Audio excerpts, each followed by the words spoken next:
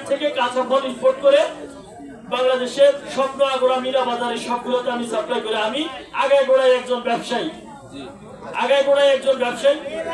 আমি রাসূল পাক সাল্লাল্লাহু আলাইহি সাল্লামের তিনটা শিক্ষার কথা বলেছেন, human values, social values, ideological values. তিনটা শিক্ষার কথা বলেছেন রাসূল পাক সাল্লাল্লাহু আলাইহি সাল্লাম। হিউম্যান ভ্যালুস, আগে তুমি তোমার নিজের সম্পর্কে কি করো জানো, তারপরেই বলছেন রাসূল পাক সাল্লাল্লাহু আলাইহি সাল্লাম। হিউম্যান ভ্যালুস এর পরেই বলছে আইডিওলজিক্যাল ভ্যালুস, তুমি আইন ব্যবস্থা ইসলামের শরিয়া সম্পর্কে কি করো জানো। তারপরে বলছে সোশ্যাল ভ্যালুস, তুমি তোমার সামাজিক দায়বদ্ধতা সম্পর্কে কি করো জানো।